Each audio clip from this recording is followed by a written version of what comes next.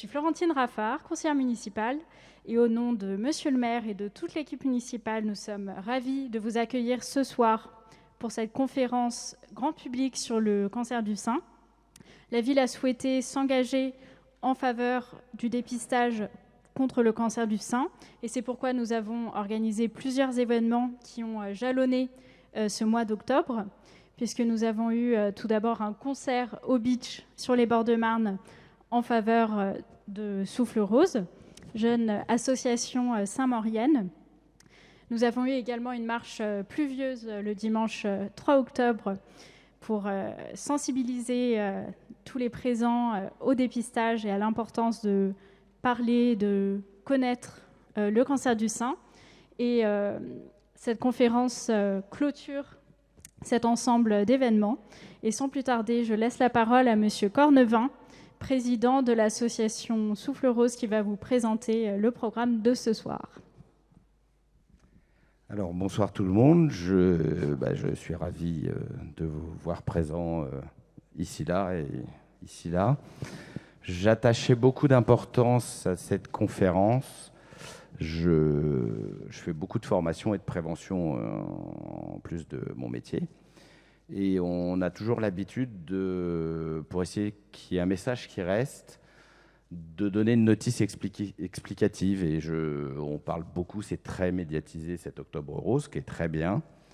Mais je pense que de pouvoir expliquer aux gens un petit peu qu'est-ce que c'est exactement, ça permet de faire une vraie sensibilisation. Et voilà, et ça nous paraissait très important pour l'association de pouvoir organiser cette soirée.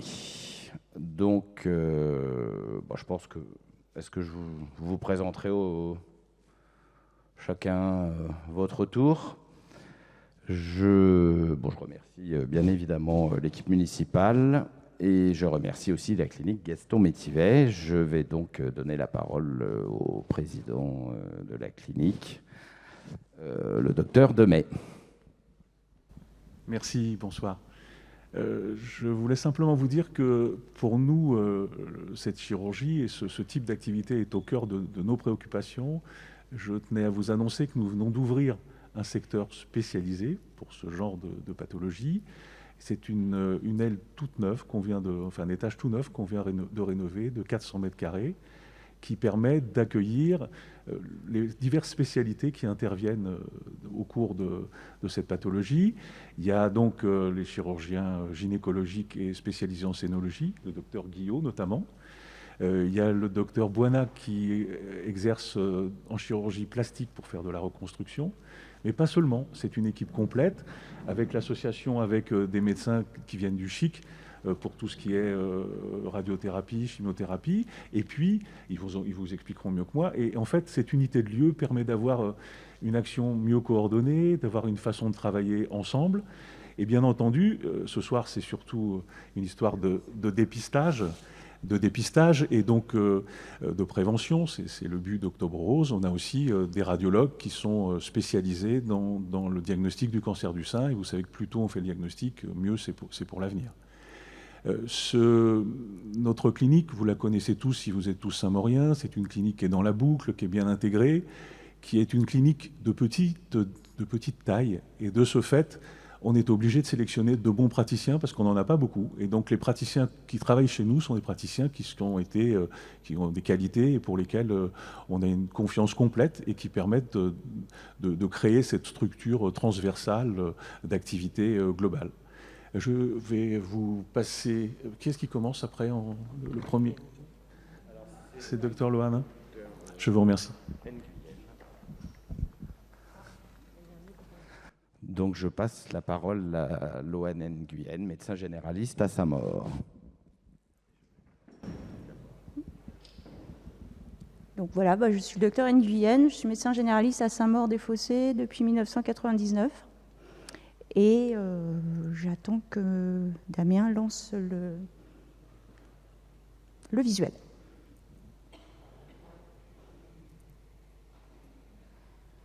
Donc, pour le médecin généraliste, qui est souvent le premier recours, les différents rôles. Appuyer où? Ouais. Ok, merci. Donc souvent, dans nos rôles divers, le premier rôle, c'est la prévention et le dépistage. Donc, la prévention, on recherche évidemment les patients à risque, comme toutes les patientes qui ont des antécédents familiaux de cancer, que ce soit le cancer du sein ou d'autres cancers. Et évidemment, les traitements hormonaux, notamment chez les patientes qui ont fait de la procréation, et les sensibiliser aussi dans la contraception hormonale, d'un suivi et d'une surveillance régulière. Ensuite, ça ne marche pas.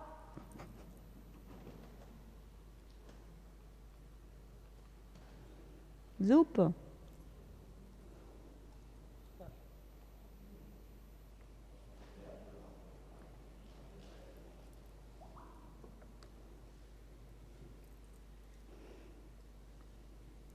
Merci Nania.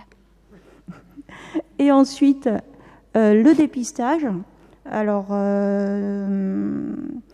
nous sommes là pour rappeler aux femmes de venir, lorsqu'elles viennent en consultation, de bien penser à répondre à la sollicitation du programme de dépistage national avec la double lecture de 50 à 74 ans, mais également de se surveiller à partir de 40 ans, déjà avec éventuellement une première mammographie pour avoir une référence, et également l'autopalpation très importante, qu'elles se surveillent chez elles régulièrement et en leur éventuellement leur expliquant, si elles ne savent pas le faire, bien s'examiner les seins régulièrement pour voir s'il y a des modifications ou des symptômes qui peuvent apparaître.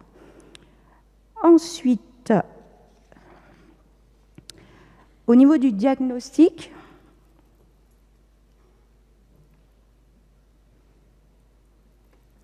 encore. Merci. Donc souvent, en effet, nous sommes le premier recours. Les gens consultent les femmes consultent parce qu'elles ont constaté une boule dans le sein ou une modification de l'aspect, du mamelon ou autre chose, ou de la peau. Donc nous les examinons et les orientons soit pour une imagerie, un examen complémentaire, ou éventuellement directement sur le spécialiste pour qu'il fasse la prise en charge rapidement. Ensuite, s'il te plaît, merci.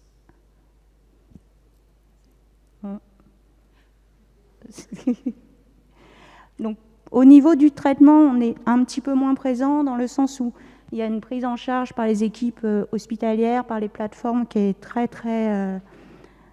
bien faite maintenant. On intervient si la patiente a des problèmes lambda, si elle ne peut pas joindre son service hospitalier de référence. Et souvent, on reprend un petit peu le collier à la fin du traitement, notamment pour ce que j'appelle moi l'après, c'est-à-dire la reprise des activités personnelles, enfin la vie d'antan, gestion domestique, les enfants, le boulot, le sport, voir avec les patientes pour leur reprise professionnelle, qui n'est pas toujours facile, qu'il faut souvent raménager en mi-temps quand on peut, pour leur donner le temps de récupérer, mais aussi de retrouver un rythme qui ne soit pas tout de suite très très dense. Les aider aussi à gérer tout ce que le cancer a amené chez elles, les effets secondaires des traitements, les modifications de la morphologie du corps, les aider psychologiquement, et puis les conseiller dans un nouveau rythme de vie, un nouvel équilibre psychologique, avec des activités sportives comme celles proposées par notre association, et bien sûr tout ça dans un but important, ne pas rechuter. Voilà, merci à vous.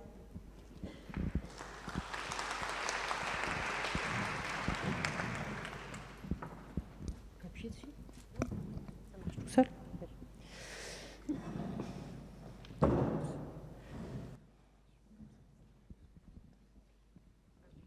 Bonjour. Ah oui, je vérifiais que ça marchait. Bonjour, donc moi je suis radiologue, docteur Claire Elbaz, radiologue à la clinique Gaston Métivet depuis environ une quinzaine d'années et radiologue depuis de plus nombreuses années, mais je ne préciserai pas ce nombre d'années.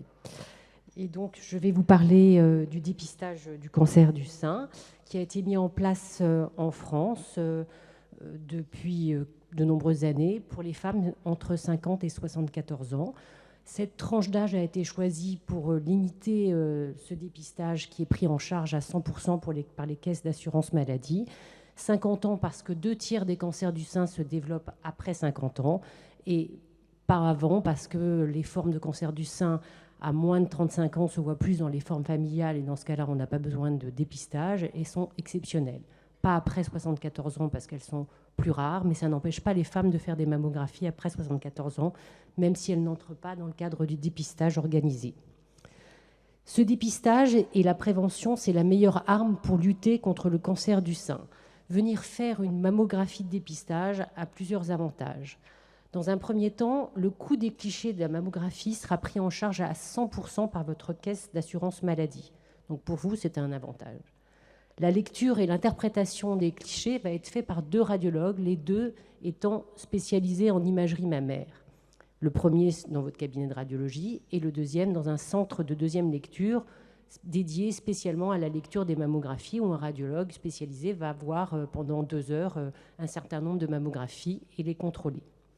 Sur 1000 mammographies de dépistage, 7 femmes en moyenne vont être dépistées positives et vont pouvoir être traitées. Alors vous allez me dire, 7 femmes sur 1000, c'est pas beaucoup, mais ça peut être 7 vies sauvées quand même.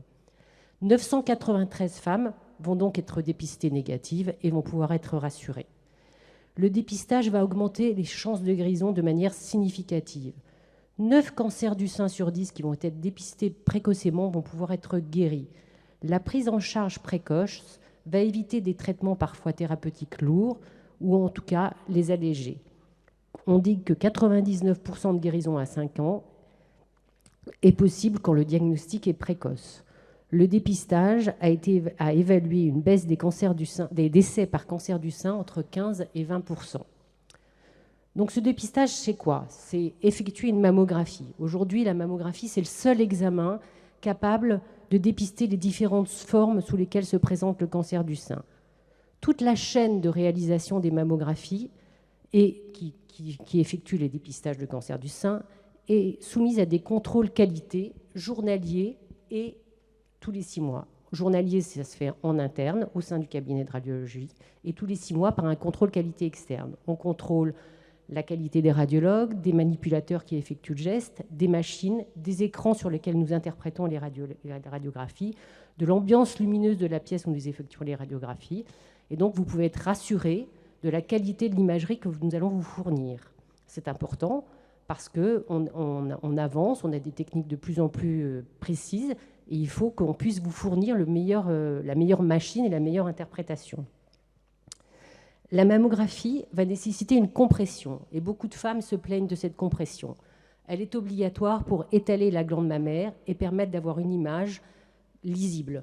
Le sein a une certaine épaisseur. Si on ne comprime pas, on va avoir plusieurs éléments fibroglandulaires qui vont se superposer et donc l'image ne sera pas lisible. Donc ça peut être un peu désagréable, mais c'est nécessaire. La mammographie va se composer de 2 clichés par sein. Au terme de cette mammographie, elle va être complétée, après avis du radiologue, par des clichés complémentaires ou pas. Vous allez donc attendre dans la salle de la mammographie que le manipulateur discute avec le radiologue pour savoir s'il doit faire des clichés ou non. Pendant ce temps-là, il ne faut pas vous inquiéter. Ce n'est pas parce qu'un manipulateur revient vous faire un cliché complémentaire que ça signifie qu'il y a quelque chose de grave. On peut refaire un cliché parce qu'il est flou, parce que le sein est mal positionné, parce qu'on a besoin de mieux voir quelque chose, écraser un peu plus une zone de la glande mammaire, l'étaler un peu plus pour mieux la voir, faire des agrandissements. Donc tous ces clichés complémentaires qui sont effectués ne doivent pas vous inquiéter. Au terme de cette mammographie, toujours dans le cadre du dépistage, le radiologue va effectuer un examen clinique. Il va palper vos seins, comme c'est peut-être déjà fait par votre gynécologue ou votre médecin généraliste, mais cela doit être refait. Cet examen clinique fait aussi partie du dépistage, c'est-à-dire qu'il va être pris en charge également par l'assurance maladie. Les clichés complémentaires également. Au terme de la mammographie, des clichés complémentaires ou pas, et de l'examen clinique, le radiologue décidera ou non s'il effectue une échographie mammaire complémentaire. Qu'elle soit prescrite ou non par votre médecin, le radiologue peut décider que l'échographie n'est pas utile si vos seins sont parfaitement lisibles et radiotransparents, c'est-à-dire qu'on n'a aucun doute sur la qualité de la mammographie, ou il peut décider d'en faire une s'il a un doute. Cette échographie n'est pas prise en charge à 100% par le dépistage. Elle est prise en charge par les caisses d'assurance maladie et votre mutuelle, et elle sera remboursée comme tout examen d'imagerie. Mais quand le radiologue vous propose de le faire, vous êtes libre de la refuser, mais ça ne me paraît pas très judicieux. L'échographie, c'est un examen complètement indolore, où on se cible sur des zones qu'on aurait vues sur la mammographie. C'est un examen utile, mais qui ne peut en aucun cas remplacer la mammographie. Beaucoup de patientes me disent « mais puisque ça ne fait pas mal, pourquoi est-ce que je ne fais pas une échographie ?» Ce n'est pas judicieux, on ne peut pas procéder comme ça, on doit faire la mammographie et dans un deuxième temps faire l'échographie. Surtout dans le cadre du dépistage, on pourrait faire autrement chez une femme jeune, mais dans le cadre du dépistage, on passe comme ça. Au terme de l'échographie et de la mammographie, on va vous rendre un compte-rendu. Ce compte-rendu va être classé provisoire, car on va envoyer vos clichés et le compte-rendu au centre de dépistage, qui pourra éventuellement modifier le compte-rendu. Dans le compte-rendu, on va classer votre mammographie selon la classification ACR. Quand la mammographie est classée 1 ou 2, ACR 1 ou 2, ça veut dire que nous ne voyons pas d'anomalie inquiétante, ou pas d'anomalie du tout. Les clichés et le compte-rendu sont envoyés au centre de dépistage, où donc le deuxième lecteur spécialisé en imagerie mammaire va relire ces comptes-rendus et ces images, et il va accepter ou non le compte-rendu. Il peut arriver qu'il demande des clichés complémentaires, comme les clichés complémentaires qui auraient pu être effectués par le radiologue en première intention, des clichés d'agrandissement, des clichés de profil, des clichés, une échographie supplémentaire ou des examens complémentaires. Vous allez donc être prévenu par votre centre de radiologie et on va vous donner un rendez-vous pour effectuer ces examens complémentaires. Là encore, il ne faut pas vous inquiéter. Le deuxième lecteur qui relie vos examens n'a pas forcément en main tous les examens antérieurs, il n'a pas la femme devant lui, il ne l'a pas examinée. Donc c'est pour être parfaitement certain qu'il n'y a rien qu'il va demander des examens complémentaires. Mais ça peut arriver qu'il voit des anomalies que le premier radiologue n'ait pas vues. Et dans ce cas-là, le rappel permettra d'avancer dans le diagnostic. Ces examens complémentaires vont être réalisés dans le centre de radiologie où vous avez fait votre mammographie initialement. S'il s'agit de radiographie simplement, de clichés de mammographie, vous n'avez pas de frais à payer. C'est encore le dépistage qui prend en charge ces clichés complémentaires. S'il s'agit d'une échographie qui n'a pas été faite en première intention, vous aurez à la payer en faisant l'avance des frais, comme pour tout examen d'imagerie. Dans les classifications ASR 3, 4 ou 5, qui sera proposée éventuellement à la suite de la mammographie, les clichés ne sont pas envoyés au centre de dépistage, on envoie uniquement le compte-rendu. Quand on classe les clichés ACR 3, c'est qu'on voit une petite anomalie qui nous interpelle et on demande à ce moment-là des contrôles qui peuvent être effectués soit dans 4 mois, soit dans 6 mois, en fonction de l'anomalie. Il pourra s'agir soit d'une mammographie unilatérale s'il y a une anomalie mammographique, soit d'une échographie complémentaire. Et au terme de ce contrôle, on pourra reclasser la lésion en ACR2 à nouveau. Si la lésion est 4 ou 5, ça veut dire qu'on va vous demander de faire un examen complémentaire qui pourra être soit une IRM, soit une microbiopsie, soit une macrobiopsie, en fonction de l'anomalie visualisée. Les biopsies, qu'elles soient microbiopsies, c'est-à-dire faites sous échographie, soit macrobiopsies faites à l'aide d'une table dédiée de mammographie, sont faites sous anesthésie locale, ce qui permet de réaliser le geste à peu près confortablement. Il n'y a aucun risque à effectuer ces gestes, le seul risque étant d'avoir un hématome au point de ponction. Le radiologue vous expliquera dans quelles conditions ça se passe. Il vous proposera un rendez-vous, soit dans son centre, soit dans un autre centre, s'il ne pratique pas ces gestes. Les prélèvements vont être envoyés dans un laboratoire d'anatomopathologie spécialisé en imagerie mammaire et les résultats nous parviendront au bout d'une dizaine de jours. Ils parviennent à votre médecin généraliste, à votre gynécologue et au radiologue qui a effectué le prélèvement. Mais ils ne vous parviennent pas. On vous appellera donc pour vous fixer un rendez-vous, pour vous expliquer les résultats, soit le radiologue, soit le gynécologue qui vous suit. Au terme de ce rendez-vous, on vous expliquera les résultats. S'ils sont bénins, vous resterez dans une classification à nouveau ACR2 et vous continuerez votre dépistage tous les 2 ans. S'il y a une anomalie, le radiologue ou le gynécologue vous proposera un parcours de soins au terme duquel il y aura une prise en charge plus facile. C'est donc très important de faire ce dépistage donc, entre 50 et 74 ans. Ça diminue la mortalité, ça diminue le risque de cancer grave, ça diminue les traitements, ils sont moins lourds du fait du diagnostic plus précoce. Il y a un intérêt économique pour vous, vous ne faites pas d'avance des frais. Et cette convocation que vous recevez chez vous tous les 2 ans est très importante. Elle vous rappelle à l'ordre pour effectuer vos dépistages. Elle vous indique la liste des radiologues qui sont dans le dépistage, c'est-à-dire qu'ils ont des appareils mammographes qui ont été accrédités pour effectuer ce dépistage. Si vous ne recevez pas cette convocation, vous pouvez, et que vous êtes dans la tranche d'âge 50-74 ans, vous pouvez vous présenter dans les centres de radiologie et demander à passer une mammographie de dépistage qui sera également prise en charge à 100% par la Caisse d'assurance maladie à partir du moment où vous êtes entre 50 et 74 ans et que vous n'avez pas passé de mammographie depuis plus de 2 ans. Donc, venez nous voir et on s'occupera de vous au mieux. Merci. Merci, Dr Elbaz. C'était une présentation clé dans la soirée, parce qu'on est quand même dans le mois du dépistage et de la prévention.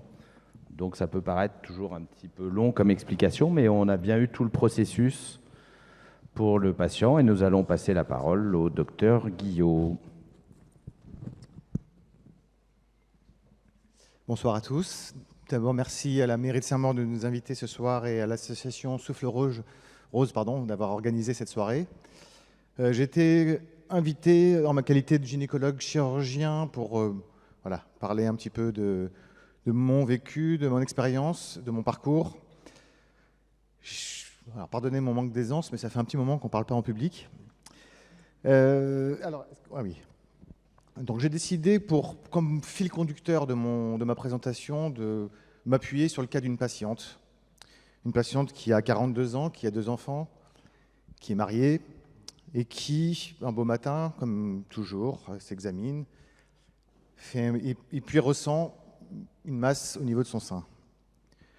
Donc là, la peur s'invite, elle est stressée, bien sûr. Et premièrement, ça me permet d'insister sur l'autopalpation. Comment on fait pour changer ?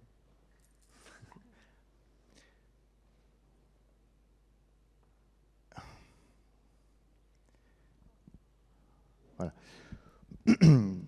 Donc du coup, je vais prendre quelques minutes pour insister sur l'autopalpation. Dr Elbaz vient de vous présenter le dépistage, l'intérêt des diagnostics précoces. L'autopalpation peut servir effectivement à faire ces diagnostics précoces. Pourquoi ça n'a pas marché ? Voilà. Ah non. Ok. Donc comment ça se passe ? Elle se fait en position debout. Alors après les règles, à l'approche des règles, les seins, vous le savez, sont un peu plus denses, un peu plus douloureux, un peu plus difficiles à examiner. Donc ça se fait après les règles, en position debout ou assis devant un miroir. Le but est de connaître ses seins, c'est-à-dire à force de le faire régulièrement, de les connaître par cœur. Ce n'est pas d'avoir des seins normaux, c'est d'avoir des seins que l'on connaît, qui restent sans bouger. On lève la main gauche et avec la main droite, on vient s'examiner le sein en partant de l'extérieur vers l'intérieur, du bout des doigts, en palpant, en essayant de trouver une masse, une douleur, une rougeur. On insiste également sur l'aspect, donc une crevasse, une modification du mamelon, une rétractation, une asymétrie au niveau des seins. En gros, ils ne sont pas comme d'habitude. Donc je profite un petit peu de ce moment pour vous partager une anecdote qui m'a beaucoup amusé. Voilà. Donc c'est ce tableau de Rembrandt qui date de la fin du XVIIe siècle. Rembrandt qui, ici, a utilisé sa concubine comme modèle et qui avait un peu un souci, comme vous le savez, un souci du détail, la peinte comme il la voyait. Et beaucoup de chercheurs se sont amusés à regarder ce dessin et à observer son sein, qui, comme vous le constatez, est rétracté à sa partie externe du sein gauche. Là, vous voyez ou pas ? Je ne sais pas si vous voyez. Ici, là. Ici, avec une boursouflure au niveau du creux axillaire. Donc, beaucoup de chercheurs, pendant des années, ont pensé que sa concubine était atteinte d'un cancer du sein, juste sur l'aspect de son sein sur le tableau. Alors, pour la petite histoire, en réalité, d'autres chercheurs sont revenus sur ce tableau, puisqu'elle a vécu plusieurs années après cette peinture. Et on évoquait plutôt une mastite, qui est une inflammation de la glande qu'on peut avoir après les accouchements. Mais bon, j'ai trouvé cette anecdote amusante, je voulais vous la partager. Donc, cette patiente dont on a parlé, qui s'est sentie une boule, donc qu'est-ce qui se passe? Elle essaie de prendre rendez-vous avec son gynécologue. Et ce qui me permet du coup d'embrayer sur le suivi, l'importance du suivi, qui est un complément à l'autopalpation, à l'auto-examen. Il peut être fait par le médecin traitant, par la sage-femme, par un gynécologue, si vous en trouvez, voilà, et également par le dépistage mammographique. Je fais une petite parenthèse sur les facteurs de risque, notamment familiaux. Il y a des calculs qui ont été évoqués pour prévoir des consultations oncogénétiques, c'est-à-dire pour évoquer une pathologie avec une mutation familiale, une forme familiale, mais qui en réalité ne représente que 2 à 5% des cancers du sein. Donc voilà, souvent les patients nous demandent s'ils doivent craindre pour leurs enfants, doivent craindre pour leur famille. C'est vraiment les cas les plus rares de cancer du sein, sont les formes familiales.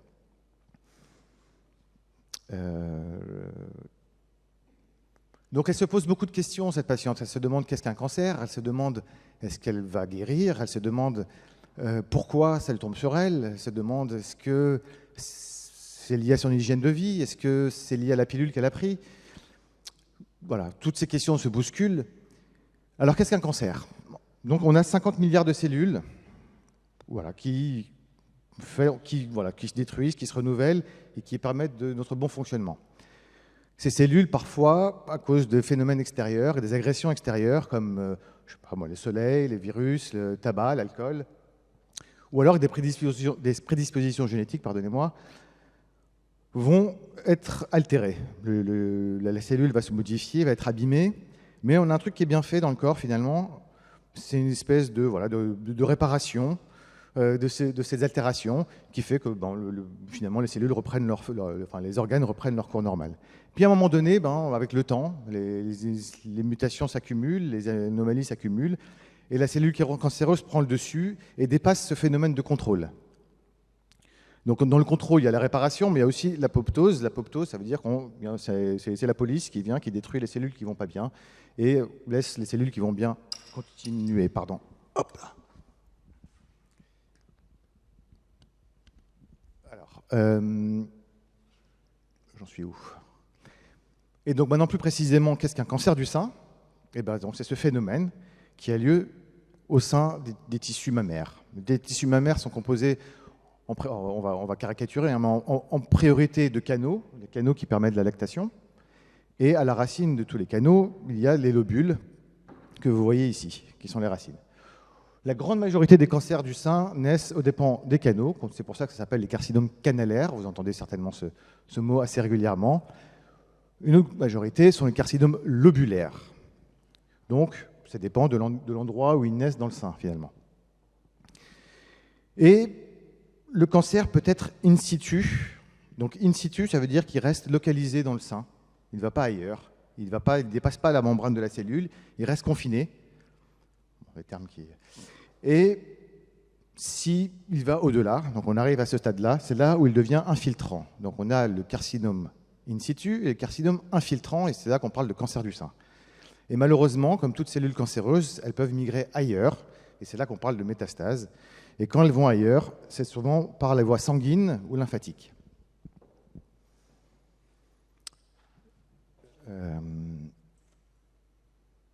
Voilà, donc elle s'est demandé si elle allait guérir. Oui, elle va guérir. La grande majorité des cancers du sein guérissent. Putain, ça va vite. Voilà. Excusez-moi, je suis un peu long, là, mais voilà. Non, il ne veut pas. Ah, il y en a une qui a sauté.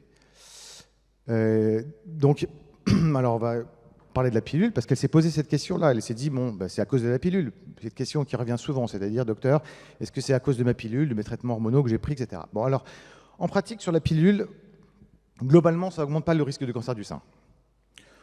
Dans les études, dans ce qui a été regardé, il y a un petit sous-groupe chez les femmes jeunes où on pense qu'il y a peut-être un léger surrisque, Ce léger surrisque disparaît à l'arrêt de la pilule. Mais ce qui a été évoqué, c'est que ce surrisque est lié plutôt à un effet promoteur. Qu'est-ce que ça veut dire? Ça veut dire que la cellule cancéreuse est là et que la pilule l'aurait accélérée. Deuxième chose qui a été évoquée, c'est que probablement que les patientes qui sont sous pilule sont plus surveillées et donc plus dépistées. En contrepartie, une grande étude épidémiologique américaine a montré que la pilule avait un effet protecteur sur le cancer de l'ovaire, l'endomètre et peut-être colorectal. Donc il ne faut pas mettre la pilule à la poubelle, il ne faut pas l'incriminer. Ce n'est pas à cause de la pilule, elle a quand même un rôle. Et il n'y a pas d'augmentation en cas d'antécédent familial ni de mutation. Donc il ne faut pas non plus diaboliser la pilule contraceptive comme on peut le faire en ce moment. Donc elle s'est demandé si elle allait vivre, elle est là ma diapo. Les cancers du sein guérissent dans la grande majorité des cas, d'autant plus s'ils sont dépistés tôt. Ça, c'est quelques chiffres d'épidémiologie. Une femme sur 8, 60 000 nouveaux cas, ça c'était en 2015, mais bon, ça reste à peu près sensiblement équivalent aujourd'hui. Et voilà, bon, je vous laisse lire les chiffres. Il y a globalement 90% de survie sur les cancers du sein. Alors, est-ce que c'est à cause de mon hygiène de vie? Donc, on regarde les facteurs de risque, les facteurs de prévention. On a vu que finalement, qu'est-ce que c'était le cancer? C'était une agression par des phénomènes extérieurs de la cellule qui abîmait son génome. Donc, l'alcool, le tabac, c'est ce sur quoi on peut agir finalement. Les prédispositions génétiques, on ne peut rien y faire, c'est comme ça. En revanche, les choses sur lesquelles on peut agir, c'est l'alcool, bien sûr, le tabac, le surpoids, le manque d'activité physique. C'est là où notre association a un rôle très important. Et puis d'autres phénomènes extérieurs. Alors là, j'ai pris un tableau global sur tous les cancers, en fait. Et on voit que tout cancer confondu, quand même, 40% des cancers, grâce à des changements de comportement, pourraient être prévenus.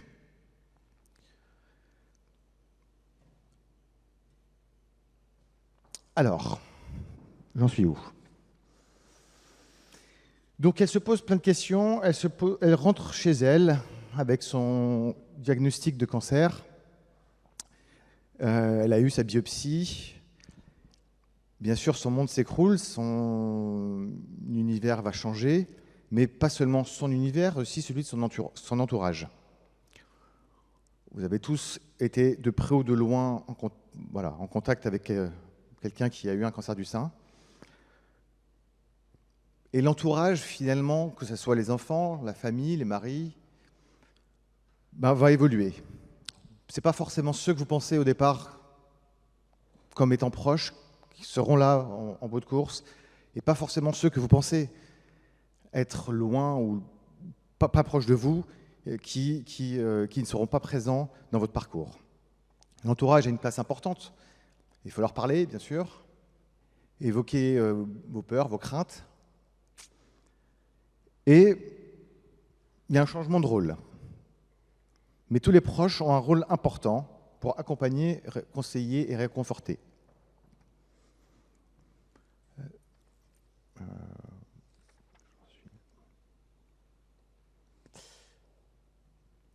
Donc notre patiente rentre chez elle, elle a son diagnostic, et puis s'ensuit maintenant les traitements, la prise en charge. Donc sa prise en charge, à peu près tout ce qui peut être dans le cadre d'une prise en charge d'un cancer du sein. Premièrement, et la chose la plus importante, c'est que cette prise en charge, elle est multidisciplinaire. Qu'est-ce que ça veut dire? Ça veut dire que dans le parcours d'une prise en charge d'un cancer du sein, il y a beaucoup d'intervenants. Les intervenants sont les radiologues, sont les gynécologues, bien sûr, les médecins traitants, mais dans la phase de traitement, ce sont les chirurgiens, les oncologues, les radiothérapeutes, les kinés, et toute équipe qui prend en charge un cancer du sein doit se réunir, c'est une obligation, et nous le faisons également à la clinique Métivé, se réunir pour discuter de tous les cas. Voilà, ce qui est confortable pour le soignant, parce que finalement, on prend une décision en équipe et c'est toujours plus facile, plus agréable, mais ce qui est surtout confortable et mieux pour les patients, parce que la décision n'est pas prise toute seule dans son coin sur un bout de table. Donc tous les dossiers sont discutés. Alors ce qu'il faut savoir, c'est que dans le cancer du sein, on a des modes d'emploi, c'est très protocolisé, voilà, des termes qu'on emploie. Et en fonction de tel type de cancer, nous déroulons le traitement qui est formaté. Mais parfois, il y a des cas qui sont entre les deux, qui sont un peu frontières, et c'est là où ces réunions prennent leur importance. Alors, dans son cas de notre patiente, c'est une petite tumeur, elle a de la chance. Elle a eu une petite chirurgie. Donc aujourd'hui, allez, on va dire 70% des cancers du sein n'ont pas de chimiothérapie, 70, grâce au dépistage précoce, parce que les tumeurs sont petites. Voilà, on est dans un bassin de population où les patientes se font suivre, font leur mammographie, et dans la grande majorité des cas de patientes que je vois, ont des petites tumeurs. Et là, aujourd'hui, la chirurgie, alors que quand j'ai débuté, était beaucoup plus lourde, avec des remous, etc., des hospitalisations longues, aujourd'hui se fait en ambulatoire, la patiente rentre le soir pour dîner, et un peu de radiothérapie, et le traitement est quasiment terminé. Donc l'importance du dépistage précoce, ça change quand même pas mal de choses. Mais parfois, on a besoin de chimiothérapie. Alors je me suis servi c'est une femme qui a eu un cancer du sein, qui a fait un blog avec des dessins humoristiques. Voilà, il y en a quelques-uns qui vont apparaître. Je trouvais ça assez amusant de dédramatiser un petit peu tous ces traitements. La kiné aussi qui prend son rôle à la fin, parce que les douleurs, on va en parler après, sont assez présentes et gênantes. Donc elle a eu son traitement, elle s'est fait opérer, elle a eu tous les traitements qui ont suivi. Et maintenant, c'est la fin et se posent d'autres questions. Et après, qu'est-ce que je vais faire? Est-ce que je vais reprendre le travail? Quid de ma sexualité? Voilà, toutes ces questions qu'on peut se poser.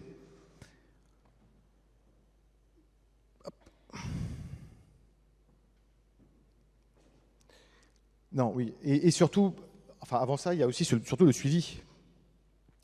Donc le suivi, après le traitement,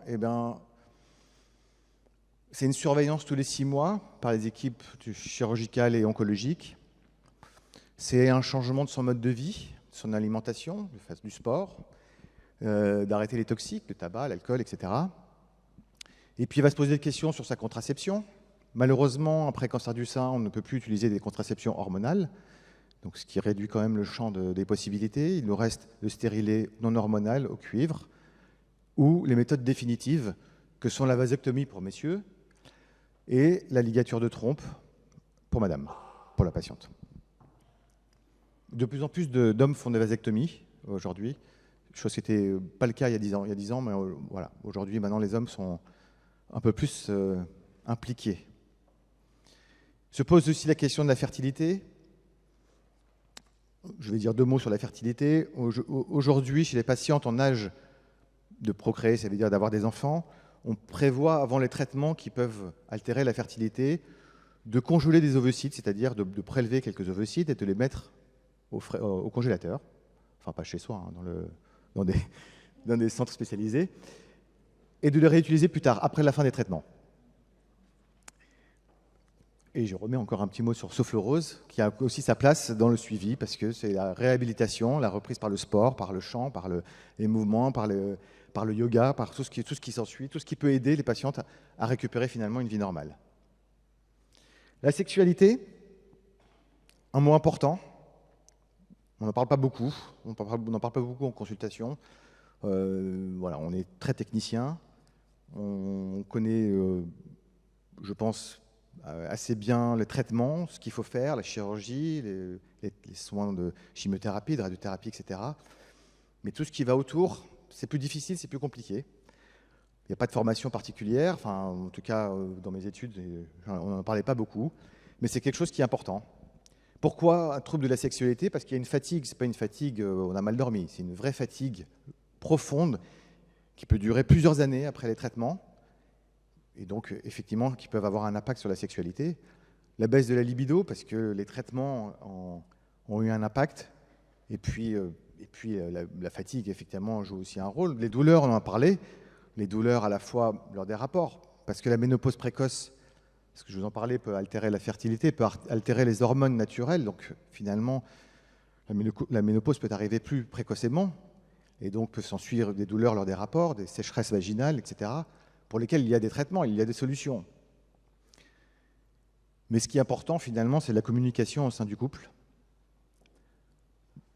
C'est vrai, en fait, dans tous les domaines, pas que dans le cancer du sein, mais là, en particulier, c'est vrai. Je pense, dès le début, cette communication, elle est importante. Les hommes, les maris sont de plus en plus impliqués quand même dans la vie de la femme, dans le traitement de la femme. Je les vois de plus en plus présents, de plus en plus impliqués. C'est dur aussi pour eux. Il faut penser aussi aux maris. C'est dur surtout pour les patientes, mais c'est dur aussi pour eux. On les voit paniquer, ils ne savent pas quoi faire. Donc la communication est importante. Un mot sur la reprise du travail, c'est important. C'est une question qui revient souvent. Est-ce que je peux reprendre le boulot? Une femme sur 5, après un cancer du sein, ne va pas reprendre le boulot. C'est difficile. Les réalités ont changé, les priorités ont changé, tout a changé. Une femme qui est passée par là a des nouvelles lunettes et voit la vie complètement différemment. Donc retourner au train-train quotidien, au boulot, etc., devient très compliqué. Et puis il y a la fatigue, et puis il y a le rapport aux autres. Est-ce qu'il faut que j'en fasse plus pour prouver que je vais bien? Est-ce qu'on ne va pas me mettre de côté parce que je suis fatigué, parce que j'y arrive pas? Donc c'est important de le mettre en place, et assez rapidement au cours des traitements, de ne pas couper le lien social, parce que c'est vraiment un gros vecteur de lien social quand même, le travail. C'est important aussi de garder autre chose que la maladie finalement. Et puis voilà, il peut s'en suivre des périodes de dépression, et envisager un retour graduel, et avec un soutien bien sûr psychologique. Et pour finir, la vie après un cancer, une nouvelle vague d'émotions, même s'il y a des angoisses, les angoisses qui vont disparaître, qui vont réapparaître chaque année au moment de la mammographie, des bilans, etc., mais qui vont faire partie de vous, enfin partie des patientes en tout cas. Mais en contrepartie, il y a quand même une ouverture vers d'autres champs. Enfin, voilà, c'est important de reprendre le cours normal de son existence. C'est important de prendre son temps, on n'est pas pressé. Et puis, ce que je disais, les priorités et les valeurs sont différentes. Finalement, notre patiente va bien, et elle a repris sa vie normale. Et je vous remercie de votre attention.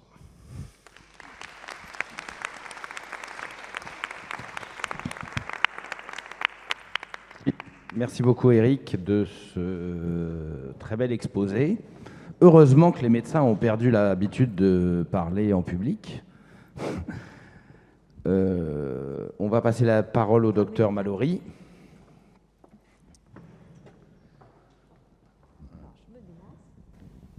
Parce que parler avec un masque, c'est un peu difficile. Bonjour, je suis Emmanuelle Mallory. J'ai la chance de travailler à l'intercommunal de Créteil depuis 1992, et puis et dès cette date-là, avec un partenariat avec la clinique Métivier en scénologie. C'était le docteur Ponce qui était à l'époque, et puis après ça a été avec toute l'équipe que nous avons actuellement, Éric Guillot, docteur Bouana, docteur Bosque, pour les chirurgiens et puis les radiologues, et c'est un vrai plaisir.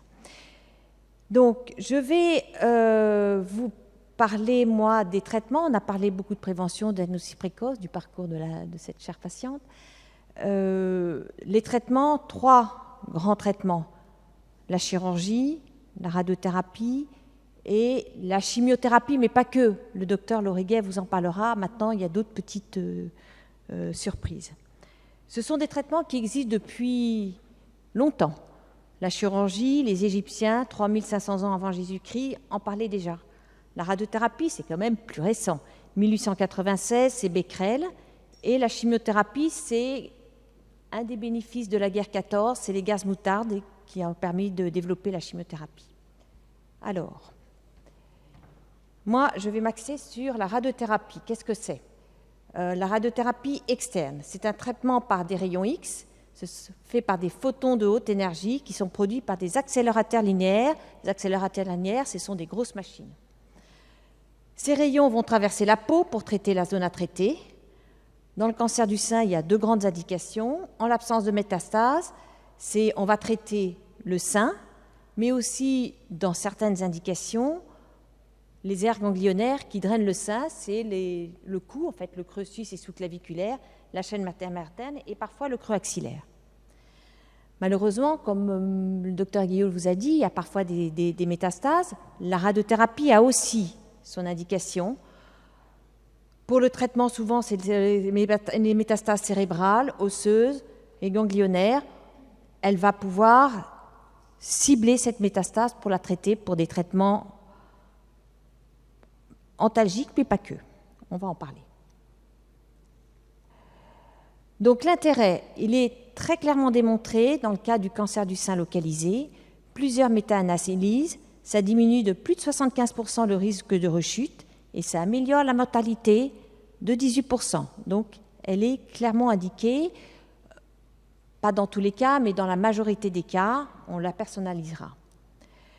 La radiothérapie des métastases, elle a pour but de traiter les symptômes, mais dans les cas il y a certains cas où ça permet d'une amélioration de la survie, surtout quand on fait de la radiothérapie stéréotaxique extrêmement ciblée, qui nous permettra de donner beaucoup de doses de radiothérapie. Alors, là encore, on va parler un petit peu du déroulé de cette radiothérapie, comment ça se passe. On a discuté de la patiente en réunion de concertation multidisciplinaire et on a posé l'indication d'une radiothérapie. Donc la patiente va venir en consultation médicale, voir un oncoradiothérapeute qui va lui expliquer, qui va l'examiner, qui va lui expliquer pour l'intérêt de la radiothérapie, ses modalités, mais aussi tous les effets secondaires que l'on peut en attendre.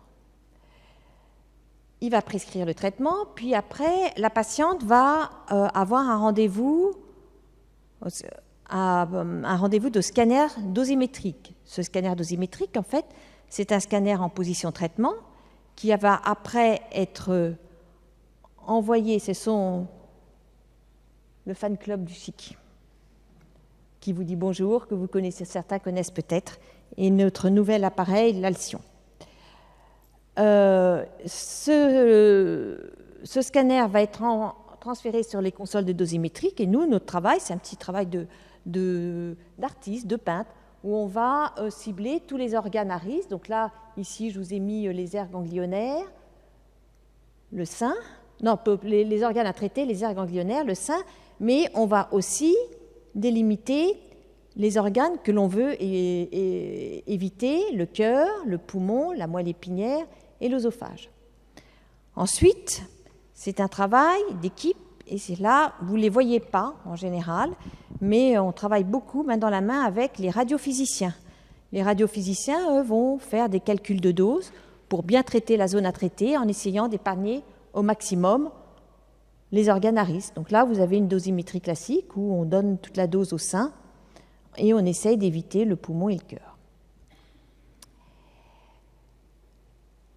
Ensuite,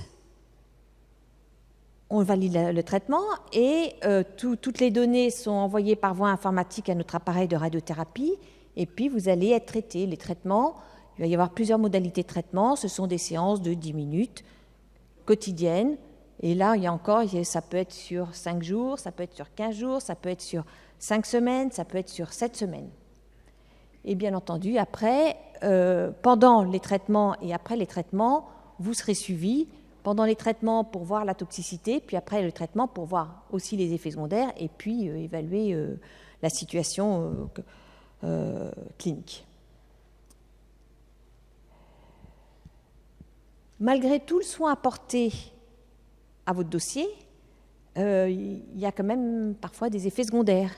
Et les effets secondaires sont en fonction de la zone à traiter, comme je vous ai montré la diapositive. Il faut qu'on fasse un vrai slalom entre le poumon, donc il peut y avoir une toxicité au niveau du poumon, au niveau de la peau, au niveau du cœur.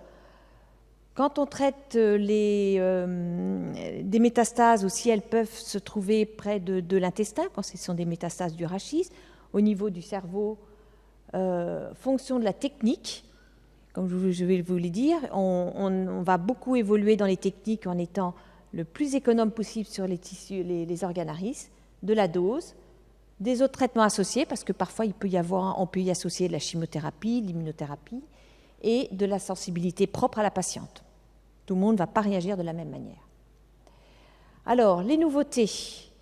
C'est une spécialité qui est en constante évolution. Moi, quand j'ai commencé, je ne vous dirai pas la date, on pensait qu'on pourrait se dédouaner de la radiothérapie parce qu'il y avait d'énormes progrès en chimiothérapie. Maintenant, on ne peut plus s'en passer.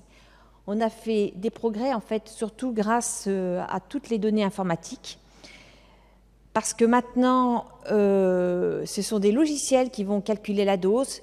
Nous, les physiciens, vont donner des ordres à leur logiciel en disant « je ne veux pas plus de doses au cœur, pas plus de doses au poumon, pas plus de doses à la peau », et puis tu vas faire ton possible pour donner, bien traiter les zones à traiter.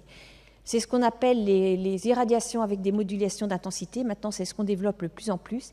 Et comme je ne sais pas si vous le voyez, mais ça nous permet de vraiment bien sculpter la dose au niveau du sein en protégeant le plus possible le cœur et le poumon. Maintenant, il y a aussi d'autres techniques, mais qui prennent du temps sur les appareils. Pour l'instant, qu'on commence, tout le monde ne le fait pas parce que c'est au lieu de 10 minutes, ça peut être 1 heure de traitement. C'est les techniques qui concernent la radiothérapie des cancers du sein à gauche, parce que derrière, il y a le cœur. C'est ce qu'on appelle un asservissement respiratoire. On ne va traiter que lors de l'inspiration, lorsque le cœur est éloigné du sein. Et ça donne beaucoup d'économies sur le cœur et moins de toxicité cardiaque. Les nouveautés, c'est aussi en termes de précision. Au niveau du positionnement, avant, on faisait une image assez, où on ne voyait pas grand-chose. Maintenant, on fait des images avec des scanners où on voit de manière beaucoup plus précise le positionnement. Et si on n'est pas bien, bien on refait. On s'efforce que la patiente soit bien positionnée. Comme ça, on respecte le mieux les organes à risque. Et on fait maintenant, on a développé ça à l'intercommunal, des repositionnements surfaciques qui ne fait pas appel à des rayons X, donc c'est beaucoup moins irradiant pour les patients, et on a un positionnement beaucoup plus précis. Donc ça, c'est vraiment la garantie d'un bon traitement. Précision pour la stéréotaxie des métastases, c'est vraiment des traitements de radiothérapie effectués au millimètre près. On les contourne, on fait des fusions d'images. Les patients à chaque traitement, ont des moyens de contention très précis. Et comme vous voyez, là, c'est un cerveau. On traite uniquement la métastase et on donne le moins possible au cerveau. Et ça donne de manière très très claire une diminution de tous les troubles cognitifs. Enfin, il y a beaucoup moins de toxicité. Et ça permet de donner beaucoup plus de doses et donc d'être curateur. Donc les nouveautés, c'est l'escalade de dose par la stéréotaxie, et c'est là où, même quand il y a des métastases, alors, il ne faut pas qu'il y en ait beaucoup, il y en a plus, enfin, il y a un certain nombre, les études ont montré une amélioration de la survie par la radiothérapie stéréotaxique, et il y a des études, dans des cas très particuliers, où on étudie l'impact de donner plus de doses sur le lit tumoral. Le lit tumoral, c'est l'endroit où il y avait la tumeur et qui a été retiré par le chirurgien. Maintenant, les grandes nouveautés, là je parlais de l'escalade thérapeutique, c'est la désescalade, parce que c'est venu de nos amis américains pour des raisons en fait d'éloignement des centres de radiothérapie, parce qu'il fallait pour les patients de faire beaucoup de kilomètres, c'était compliqué, et des Anglais pour d'autres raisons qui sont des raisons financières. Ils ont étudié des protocoles on donne plus de doses par séance, mais on le fait de manière plus concentrée, et dans des cas particuliers, on a montré que la toxicité est la même, avec les mêmes résultats de survie. Donc, on est passé de 5 semaines à 3 semaines, et maintenant, il y a des protocoles à 5 séances. Et l'autre nouveauté aussi, c'est que toujours dans l'idée d'être le moins toxique, dans des cas extrêmement sélectionnés, on ne va pas traiter normalement, on traite tout le sein, on ne va traiter qu'une petite partie du volume pulmonaire, c'est l'irradiation partielle. Donc en conclusion, la radiothérapie est en progrès constant par la précision, moins de toxicité, plus de doses dans un volume réduit. par la personnalisation des traitements, où on va donner la dose en fonction vraiment du cas précis de la patiente, et le volume aussi va être déterminé en fonction de beaucoup de paramètres histologiques et de taille et de personnes, savoir s'il y a des mutations, enfin c'est très particulier. Voilà. Donc je vous remercie. Maintenant, on a fait cette présentation à deux mains parce que l'autre axe du traitement essentiel, c'est le traitement médicamenteux, chimiothérapie et autre chose. Alors, merci docteur Mallory. Je voulais juste dire que c'était très technique et en même temps la conclusion est plutôt très rassurante pour toutes les patientes. Bonjour à tous, je suis Léa Loriguet, oncologue médicale au CHIC. Aujourd'hui, je vais vous présenter les nouveautés en oncologie parce que c'est quand on parle de chimiothérapie, ça fait peur. Et donc, du coup, je voulais vous présenter tous les progrès qu'on fait dans cette spécialité. Avant de pouvoir vous parler des nouveaux médicaments, je suis obligée de faire un petit rappel pour que vous puissiez bien comprendre. Donc, ça, on en a déjà parlé. Il y a différents types de cancers du sein sur la localisation, mais surtout sur le grade, les gènes, le stade, le sous-type moléculaire, la migration des cellules. Donc, vraiment, pour rappeler que chaque personne et chaque cancer sont différents.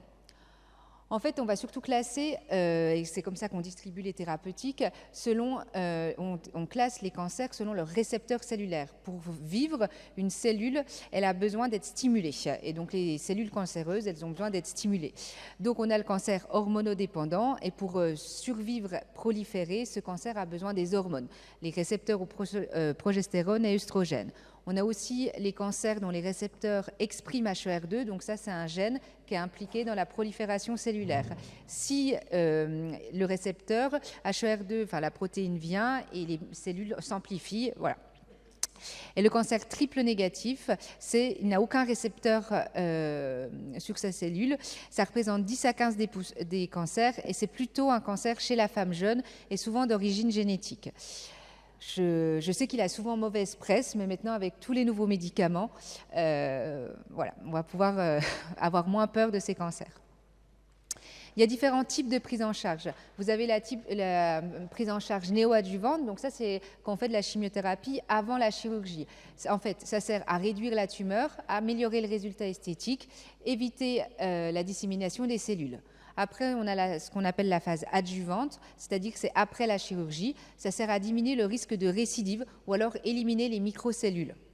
Et la dernière phase, c'est la phase métastatique. En fait, c'est là où le but est de traiter les cellules qui sont disséminées dans le corps.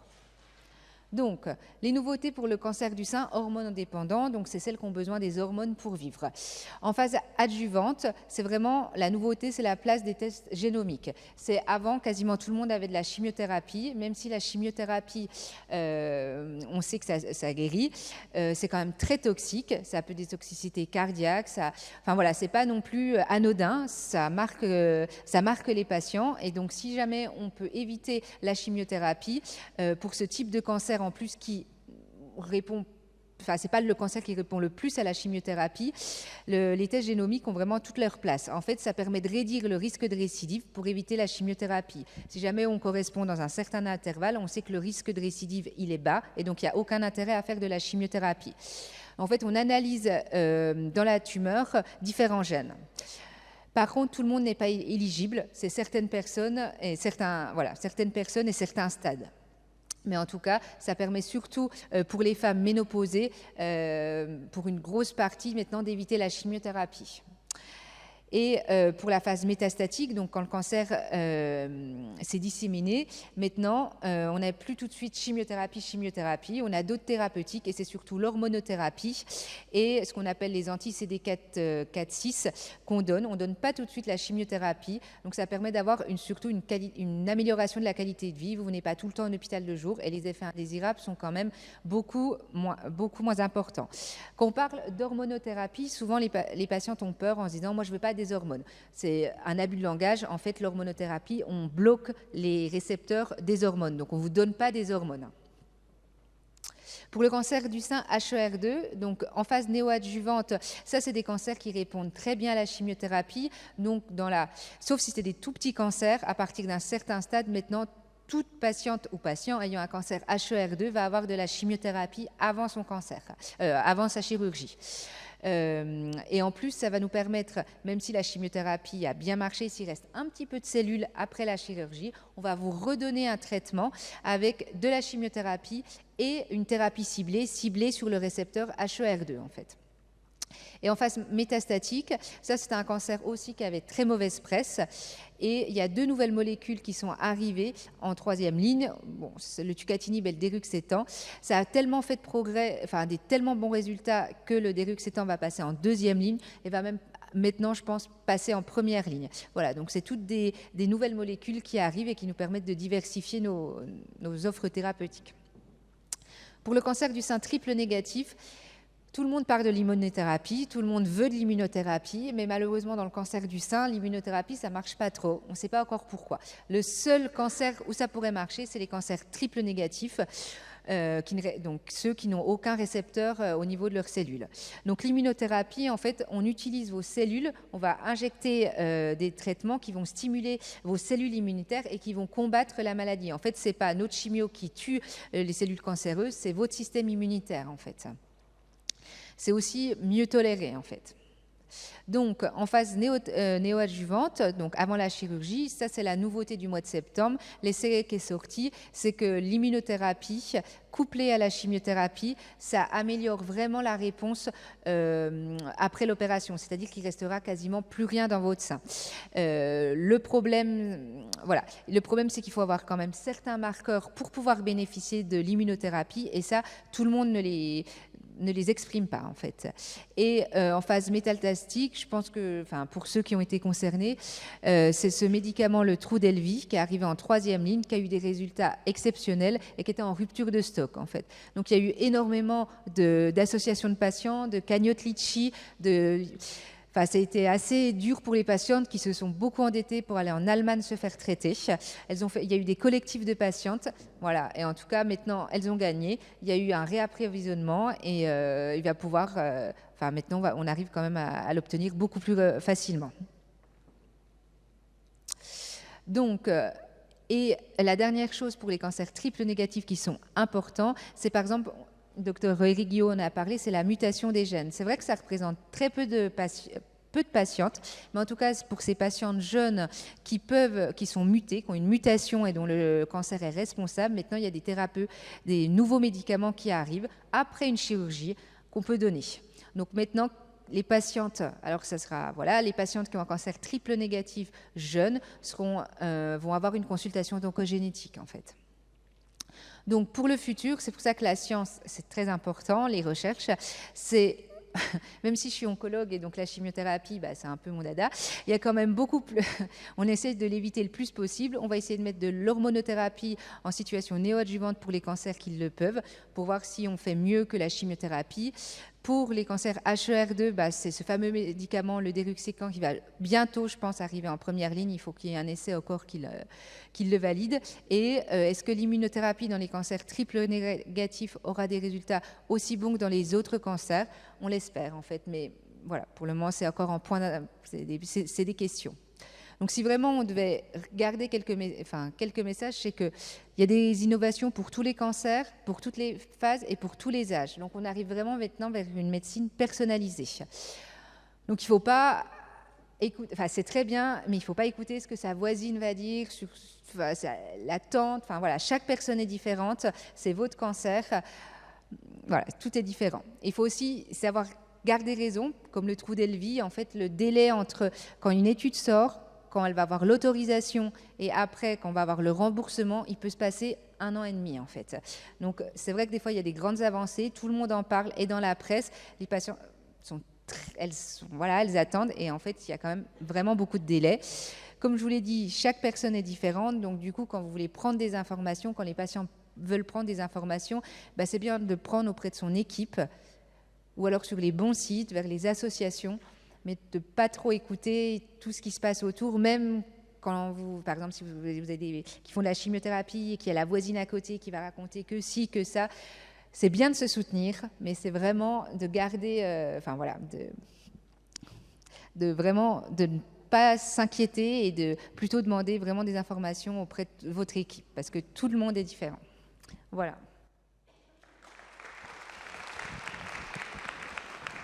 Merci beaucoup, Léa. On va passer la parole donc à Alexandre. Bonsoir à tous. Merci effectivement à Souffle Rose pour l'organisation de cette conférence. Donc moi, je suis chirurgien plasticien. Je travaille en équipe avec le docteur Éric Guillot, docteur Mallory à la clinique Métivé. Et moi, ma partie, ça va être la reconstruction mammaire.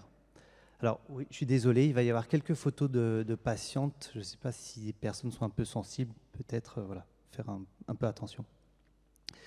Et donc la première chose importante que j'ai à vous dire sur le sujet et qui me semble vraiment important de souligner, c'est que la reconstruction mammaire fait vraiment partie intégrante du traitement du cancer du sein.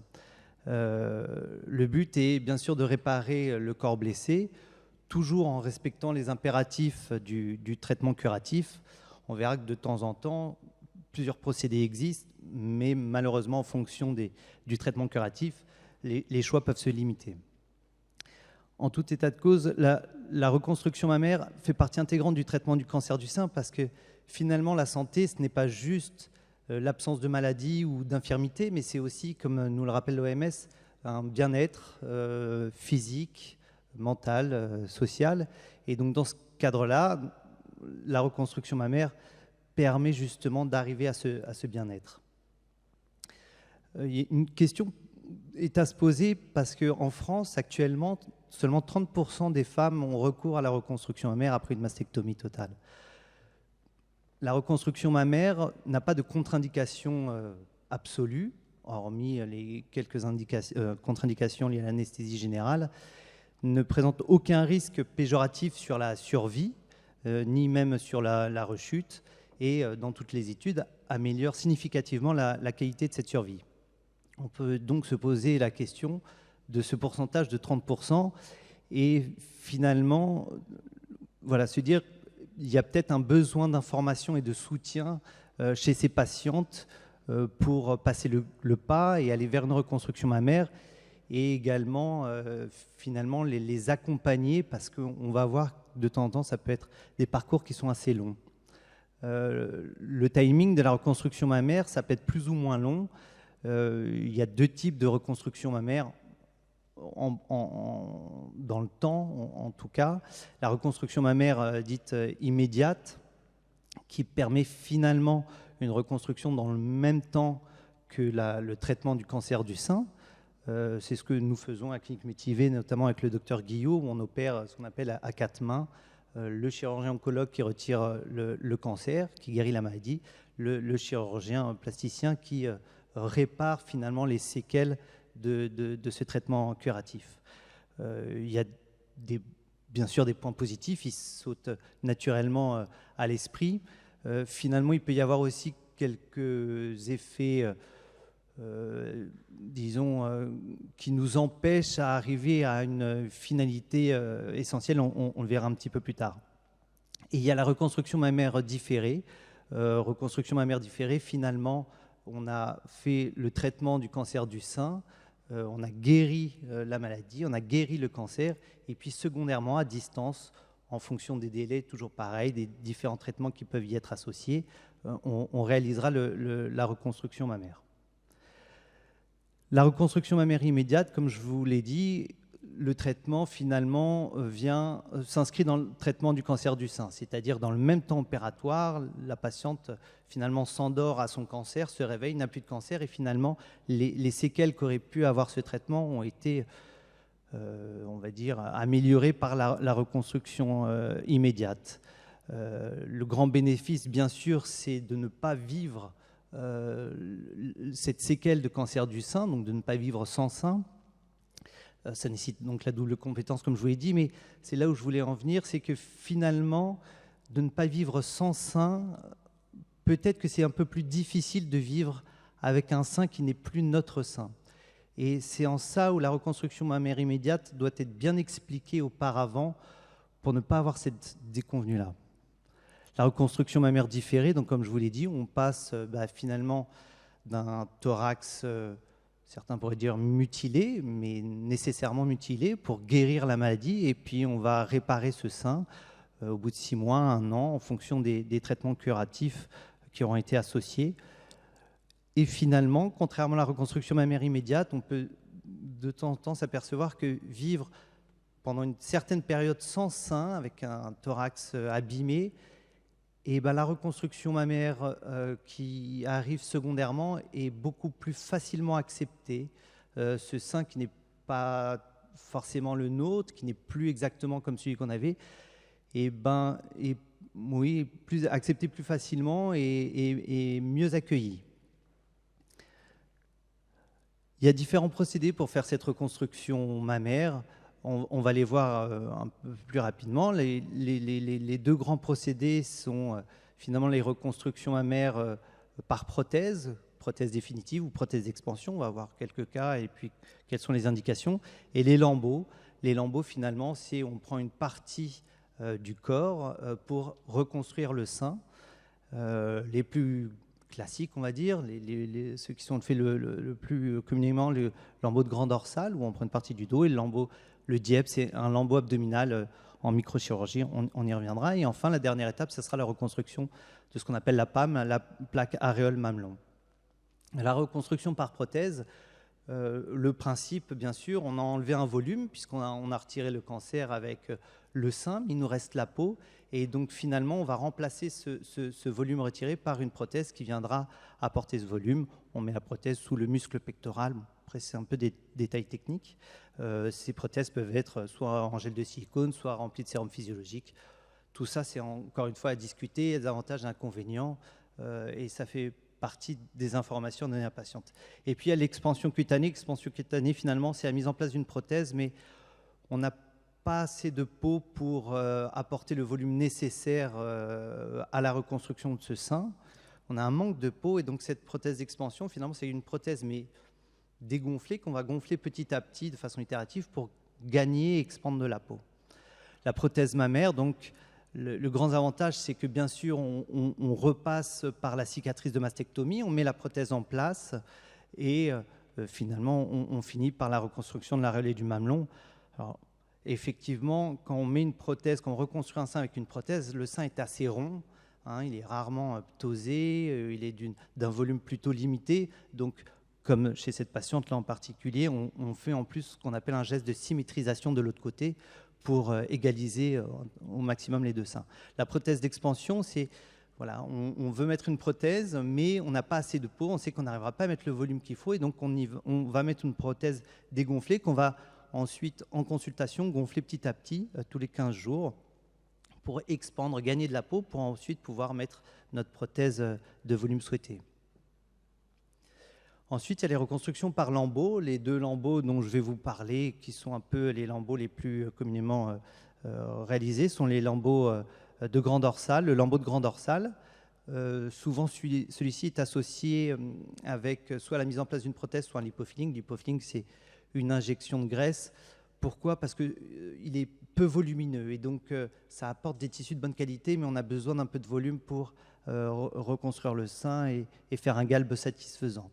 Et enfin, le lambeau abdominal, qui est un lambeau libre abdominal pour reconstruire le sein, et qui suffit à lui-même parce qu'il est assez volumineux par la graisse qu'on peut utiliser. Donc le lambeau de grand dorsal, typiquement un cas ici, la cicatrice est rétractée, la peau est peu mobile. Assez fréquemment, souvent, c'est les patientes qui ont eu de la radiothérapie, parce que la radiothérapie est nécessaire, utile, indispensable, mais peut laisser des séquelles, et notamment sur la peau, donne une peau un peu plus rigide, qui ne peut plus être, qui a du mal à se distendre, et donc on est obligé d'apporter de la peau de, entre guillemets, bonne qualité, c'est-à-dire qui a gardé son élasticité.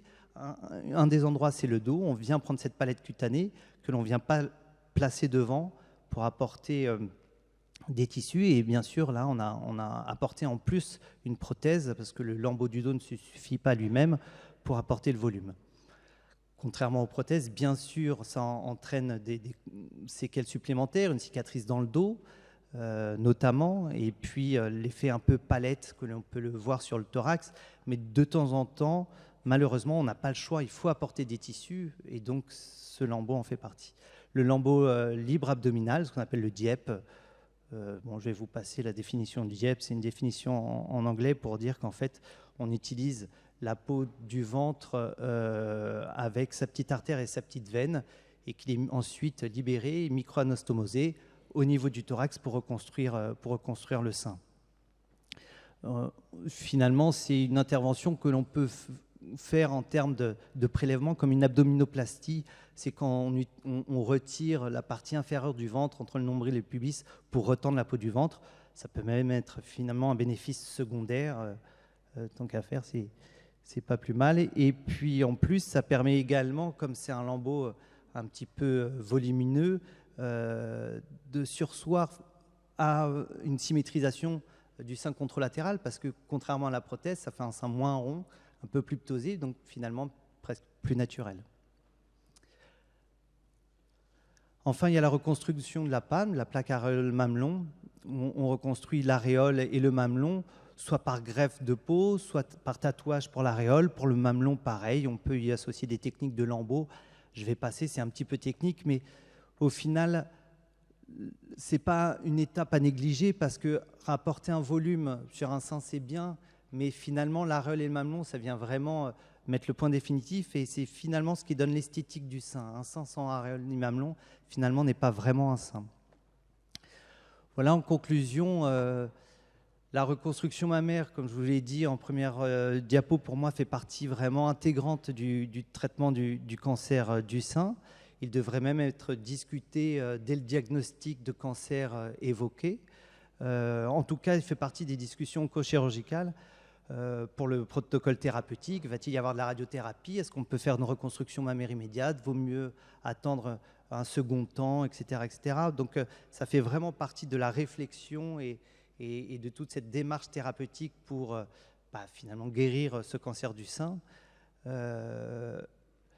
C'est une expérience qui est toujours un choix positif, pas un choix facile, parce que ça rallonge le temps finalement de prise en charge, ça rallonge le temps qu'a la patiente à être confrontée au milieu médical, chirurgical. Au bout d'un moment, on en a marre, on a envie de tourner la page.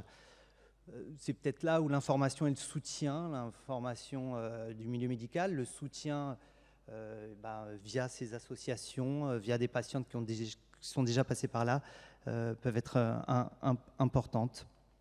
En tout cas, ça améliore considérablement l'apparence, le bien-être et le traumatisme psychologique que peut être le traitement, les séquelles de traitement de cancer du sein.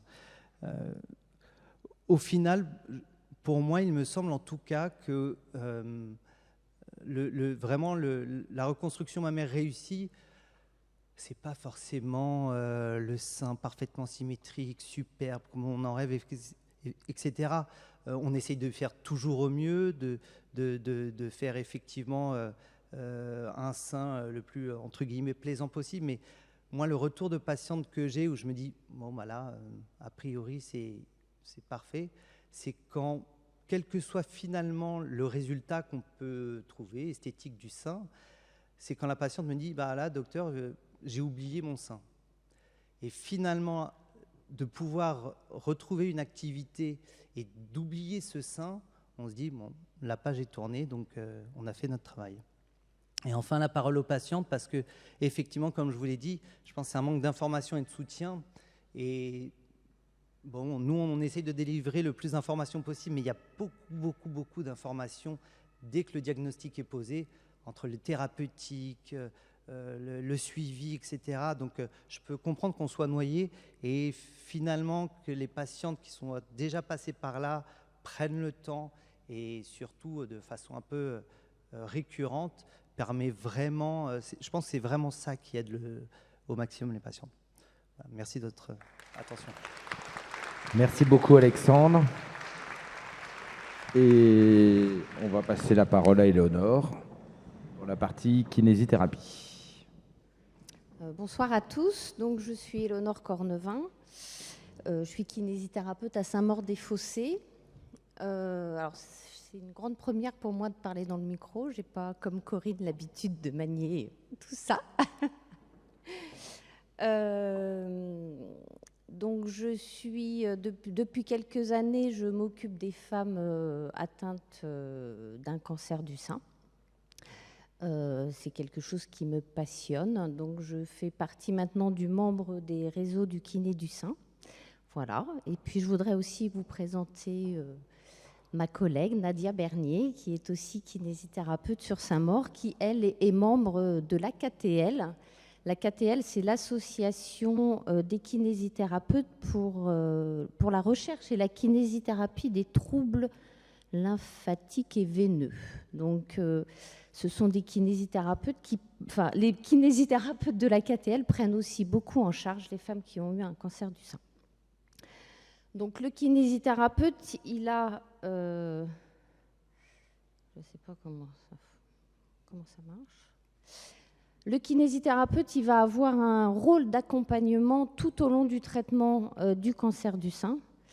Donc, on va intervenir auprès des patientes et leur apporter un soutien kinésithérapique, mais aussi psychologique, puisqu'on les prendra en soins durant un long moment. Et au bout de quelques temps, se crée un lien, des fois, qui peut être très fort entre le kiné et sa patiente. On va donc à chaque étape en fait pouvoir intervenir et on va essayer au mieux de répondre aux besoins de la patiente en fonction des effets secondaires de la maladie, en essayant à chaque fois de s'adapter du mieux possible aux besoins de notre patiente. Donc on va les accompagner après la chirurgie, généralement environ 3 semaines après la chirurgie. Avec l'accord du chirurgien, on peut commencer une prise en charge. Et puis après, tout au long de la chimiothérapie, on pourra leur apporter des conseils et puis aussi les aider dans les problèmes que peuvent amener la chimiothérapie, c'est-à-dire la fatigue. Donc on les aidera à lutter contre cette fatigue, à lutter contre les neuropathies qui peuvent arriver pendant la chimiothérapie.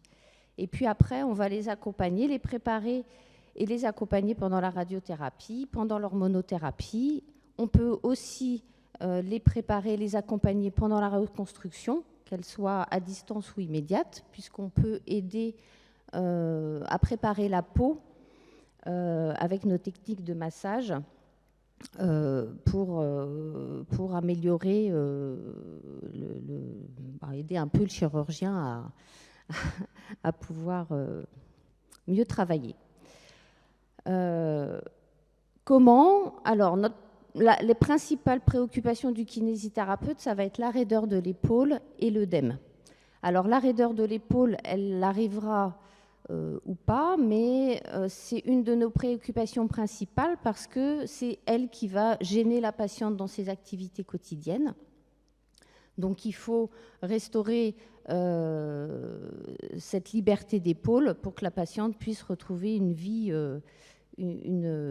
ses activités quotidiennes le plus vite possible. Et le deuxième intérêt de lutter contre la raideur de l'épaule, c'est de pouvoir préparer la patiente à la radiothérapie, puisque elle sera positionnée le bras en l'air et on se doit de la préparer le mieux possible à ce traitement. La raideur de l'épaule, elle intervient, elle peut être causée par des douleurs, les douleurs post-opératoires. Elle peut aussi être causée par des troubles lymphatiques. On appelle ça des cordes de thrombolymphatique, ces petites cordes qu'on a au niveau du creux axillaire et qui vont être très douloureuses et qui vont empêcher la patiente de lever son bras. On va aussi intervenir pour éviter donc l'apparition d'œdème. Il y a de moins en moins, heureusement, de patientes qui font des œdèmes parce que les techniques chirurgicales évoluent. Mais parfois, quand il y a un œdème, il faut le traiter. Et puis, on va conseiller la patiente sur une hygiène de vie à avoir. Et on lui conseillera aussi bien souvent, une contention ou un bandage qu'on mettra en place. La douleur, bien sûr, c'est une des principales choses aussi contre laquelle il va falloir lutter. Elles peuvent être n'importe où, ces douleurs, aussi bien au niveau du sein, du bras qu'au niveau cervicale au niveau du dos. Donc il faudra qu'on soit très attentif aux besoins de la patiente par rapport à ça. La fatigue aussi, c'est une de nos grandes préoccupations parce que nous avons des moyens, nous les kinésithérapeutes, de lutter contre la fatigue en conseillant à nos patientes d'avoir une activité physique, même pendant les traitements. Hein. On sait qu'une activité physique pendant les traitements permet de réduire la douleur et la fatigue, et parfois même d'améliorer peut-être les traitements. On améliorera aussi la posture, on sera très vigilant sur la posture parce que les femmes ont tendance, après la chirurgie, à s'enrouler, enrouler leurs épaules. Elles ont ce qu'on appelle une attitude de protection du sein et il faudra les aider à se redresser, à se tenir droite. Et ça, on le fera en les manipulant et en remettant en condition leurs muscles et en leur indiquant des exercices tout au long de leur traitement. On interviendra aussi sur les cicatrices parce que les cicatrices, alors souvent, nous, on traite plutôt l'excès de cicatrisation parce que parfois les cicatrices ont tendance à devenir un petit peu rouges, un petit peu hypertrophiques. Donc ça, c'est notre travail de kiné de pouvoir les traiter et essayer d'avoir la cicatrice la plus jolie, la plus souple, la plus étirée pour pouvoir permettre un meilleur mouvement et avoir un bon résultat esthétique. Après, enfin bon, notre gros moteur, hein, ça va être quand même l'activité physique. Il va falloir vraiment qu'on sollicite nos patientes à avoir une activité physique pendant le traitement et après le traitement. Après le traitement, on va continuer à suivre ces patientes parce que souvent, elles ont des petites séquelles, elles ont toujours des petits désagréments. Elles vont souvent avoir une hormonothérapie qui ne sera pas toujours bien vécue parce qu'il y a des effets secondaires à la radiothérapie. Donc, on va continuer à les suivre, à stabiliser les résultats qu'on avait déjà obtenus. Et puis, on va les accompagner dans la reprise de l'activité physique parce que ce sont des femmes qui sont souvent déconditionnées au niveau cardiovasculaire. Ce sont parfois des femmes qui ont perdu du poids ou pris du poids. Donc, on va essayer de les aider au maximum à retrouver un corps le plus... comment dire je suis perdue dans mon idée. Harmonieux, merci Corinne. Le plus harmonieux. Souvent, se réapproprier ce corps et aussi, surtout, se réconcilier avec ce corps parce que c'est un corps qui a changé et qui a souffert. Donc, elles ont besoin de retrouver d'être à nouveau en accord avec leur corps. Donc, on va les aider à reprendre une activité physique. On sait aussi maintenant que l'activité physique va prévenir les récidives. Hein, on sait que jusqu'à 50%, enfin, elle peut prévenir jusqu'à 50% la récidive.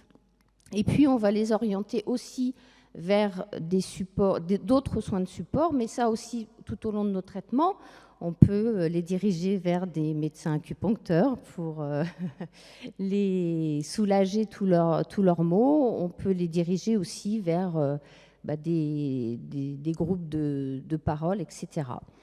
Et puis, on va les orienter aussi vers des activités qui seront très adaptées parce que le cancer du sein nécessite quand même d'avoir une adaptation des activités qui sont vraiment ciblées pour travailler toute cette posture, reprendre en vie. Voilà. Donc, la kinésithérapie, c'est ça, c'est tout au long du traitement et après le traitement. Et puis, c'est aussi des belles rencontres. Et puis, je pense que Nadia sera d'accord avec moi que quand on est kinésithérapeute, des fois, on a envie d'enlever sa blouse. Et puis, on a envie d'aller ou marcher, ou courir, ou chanter avec ses patientes.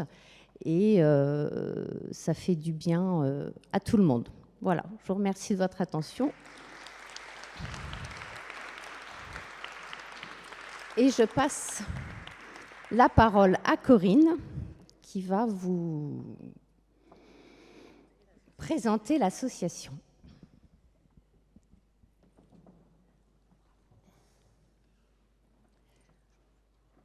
J'ai pas de... Non, c'est pas grave.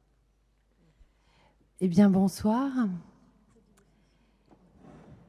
Donc, c'est dans l'objectif de transcender l'après-cancer du sein qu'Éléonore Cornevin et moi-même avons mutualisé nos expertises, expériences pour fonder cette association.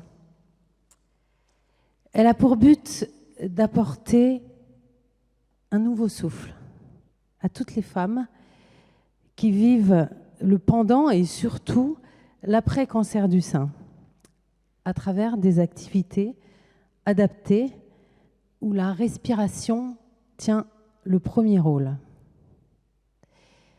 Il est question d'alliance, l'alliance du mouvement mécanique et artistique.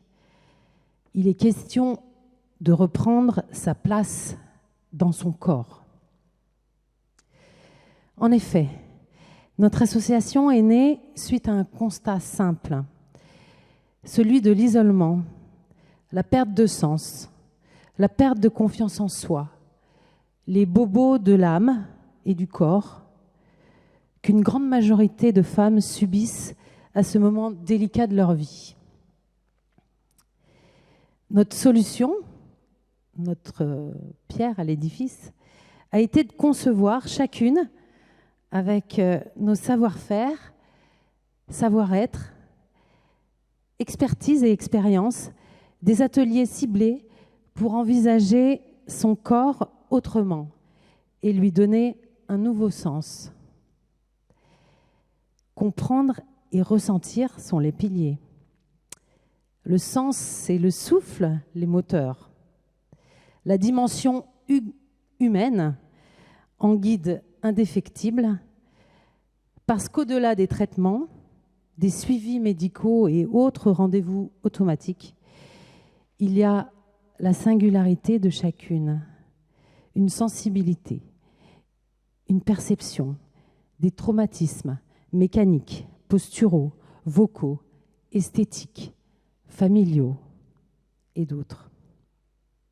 C'est tout cela qu'il faut regagner après. Pour vous dire que dans chacune des activités que nous proposons, il y a la notion de sur-mesure. À travers les ateliers en place, le yoga, le retour à la course à pied par Nadia, la marche par Éléonore, l'épaule, la posture, chanter c'est du sport par moi-même, nous visons la qualité.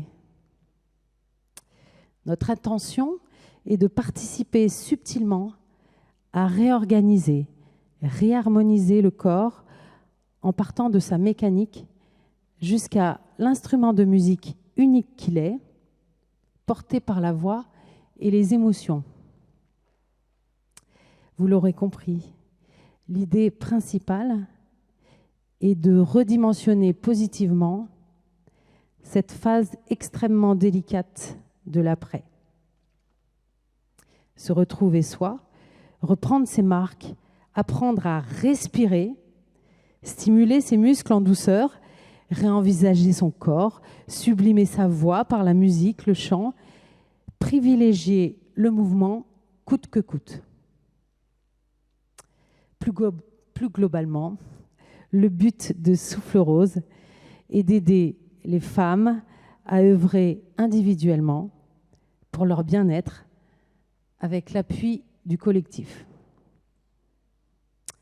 Et je rajouterai à titre personnel que ma reconstruction est passée par différentes phases, mécaniques, physiques, sportives, mais aussi philosophiques, psychologiques, musicales et vocales.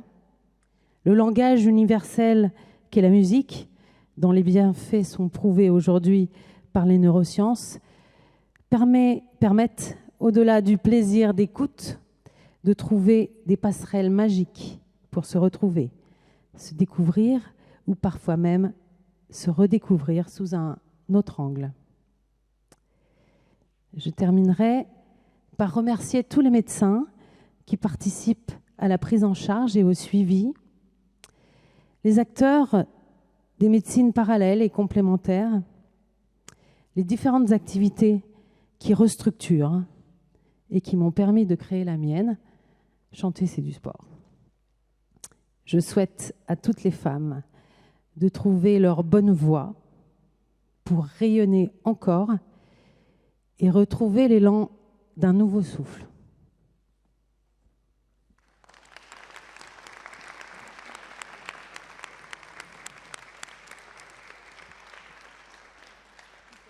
Merci beaucoup Corinne pour ce témoignage très émouvant et très sincère, comme on se connaît bien. Je voulais remercier tout le monde. Vous avez peut-être des questions ?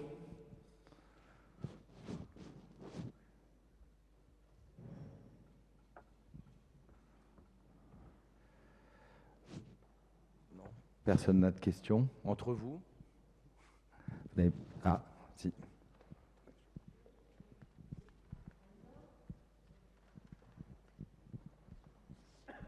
J'ai entendu, je ne sais pas, radio, télé ou j'en sais rien, un homme peut avoir, c'est rare, mais un homme peut avoir également un cancer du sein. Est-ce vrai?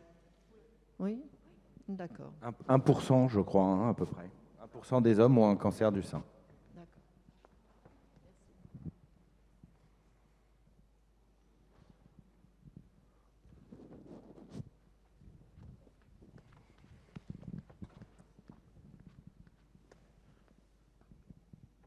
Je voudrais juste remercier l'organisation de cette soirée et en profiter pour relever le mot que vous aviez évoqué, monsieur le directeur de Métivet, la confiance. Moi, c'est ce que m'ont dégagé le docteur Guillot et le docteur Mallory quand je les ai rencontrés il y a 4 ans. Je n'ai pas suivi toutes les étapes qui ont été décrites parce que j'ai eu la chance justement d'être dépistée pour un problème de quelques millimètres. Je dis bien problème parce que le terme, je l'ai d'office ôté de mon vocabulaire pour le minimiser et le mépriser d'une certaine façon. Vous l'avez dit, le docteur Guillot, comme également le docteur oncologue, on est tous différents.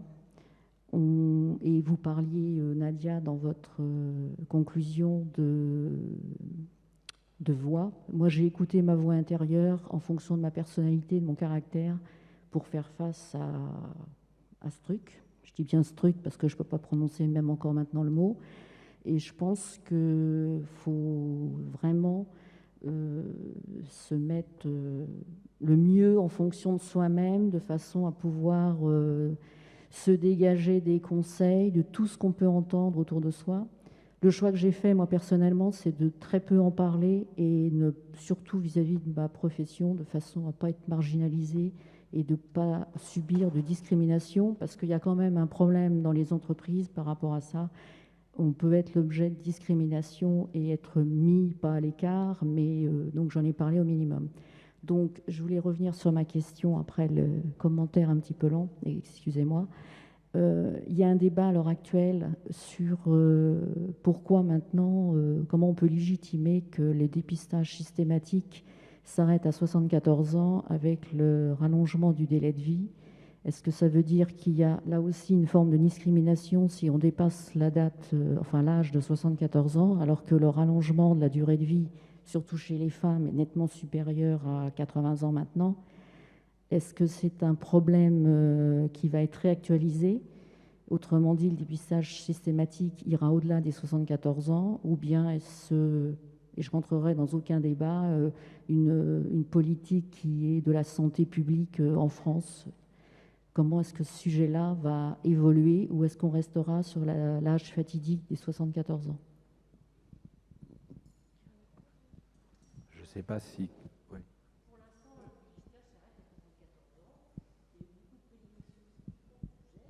Effectivement, pour l'instant, c'est une question économique, c'est sûr. Après, ce qu'on vous dit, c'est qu'il faut continuer à faire des mammographies, bien évidemment, au-delà de 74 ans. Une femme de 80 ans qui est en pleine forme, elle peut tout à fait se faire soigner, elle peut avoir une chirurgie, elle peut avoir une chimiothérapie, une radiothérapie. La radiothérapie, d'ailleurs, je crois, elle s'adapte à l'âge de la patiente.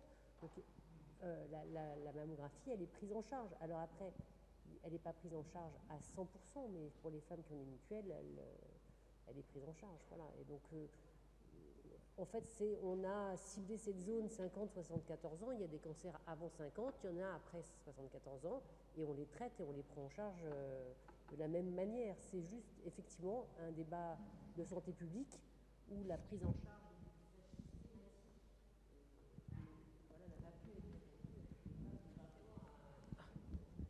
C'est aussi parce que c'est calqué sur des études, surtout danoises, suédoises, qui ont été designées pour des patientes de 50 à 74 ans, où on a clairement montré un bénéfice.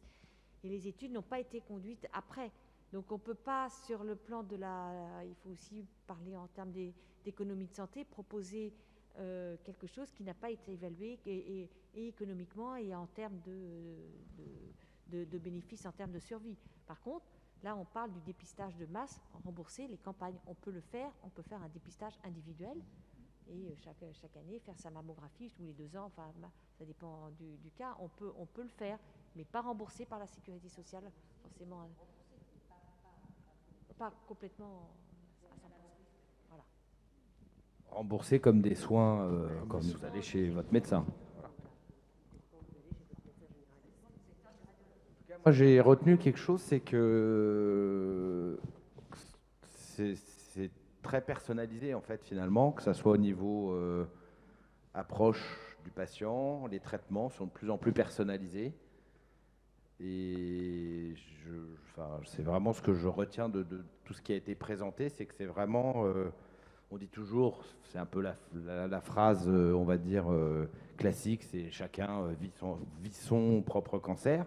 Mais je vois bien que de plus en plus, chacun va avoir son vrai propre traitement, en fait.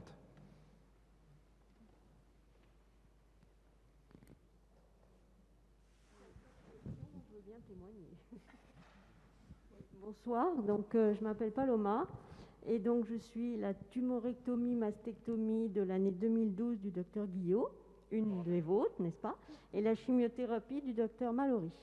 Donc c'était il y a 9 ans, donc voilà, je suis en pleine forme, on s'en est occupé pendant 6 mois et après j'en ai plus jamais entendu parler. Donc je vous remercie pour cette réunion, j'espère que ma présence sert d'exemple à celles qui seraient peut-être en cours de traitement aujourd'hui ou récemment. Contrairement à madame, j'en ai parlé dans mon milieu professionnel, d'abord parce que c'était le 2e cancer que j'avais, j'en avais déjà eu un à l'âge de 25 ans, donc en fait j'en ai toujours parlé. On a toujours eu un très très bon suivi à l'intérieur de la vie professionnelle et c'est très important. Bon, en l'occurrence, il se trouve que je travaille dans cette mairie et que mon bureau est juste au-dessus ici, depuis 10 ans, vous voyez. Et donc au bout de 6 mois, je suis revenue et j'ai repris comme avant. Je vous remercie pour le fait que vous ayez été tous là, parce que vous avez tous les corps de métier en fait, qui ont effectivement suivi ce cancer, y compris la kiné. Et là, je tiens à dire que, indépendamment des progrès de la médecine dont vous avez parlé par rapport à il y a 9 ans, je trouve que la kiné a fait d'énormes progrès, parce qu'il se trouve que j'ai eu un lymphodème et que là, à l'époque, personne ne savait en tant que kiné s'occuper d'un lymphodème et faire des bandages. Donc je suis allée à l'hôpital Cognac-Jet. En revanche, monsieur, je ne vous ai pas donné de travail parce que j'ai refusé la reconstruction. Je suis vraiment navrée. Voilà. Merci à vous et merci pour cette soirée.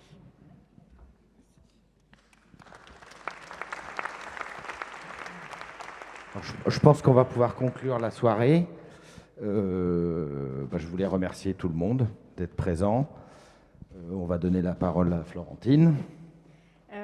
Tout d'abord, merci aux intervenants, puisque ça nous a permis d'en savoir plus depuis le dépistage, la radiothérapie, la reconstruction. Donc, merci d'avoir partagé votre expertise.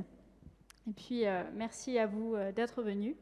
Et voilà, c'était très important pour la ville d'organiser cette conférence grand public afin de faire connaître ce cancer et les moyens de guérir et voilà, de guérir. Merci beaucoup. Merci à tous. Et si vous voulez aller voir les futurs jeunes collègues qui sont là-bas, et Laetitia, il y a des brochures et des produits pour ceux qui le souhaitent. Je t'interromps 2 minutes. Je voudrais remercier Laetitia pour son soutien, sa présence. Donc Laetitia, c'est l'assistante du docteur Guillot et du docteur Buana. Et c'est un précieux soutien pour nous. Laetitia, elle est pleine d'énergie. On se demande des fois même où elle trouve cette énergie. Voilà, donc merci Laetitia d'être là et d'avoir organisé aussi conjointement à Damien cette soirée.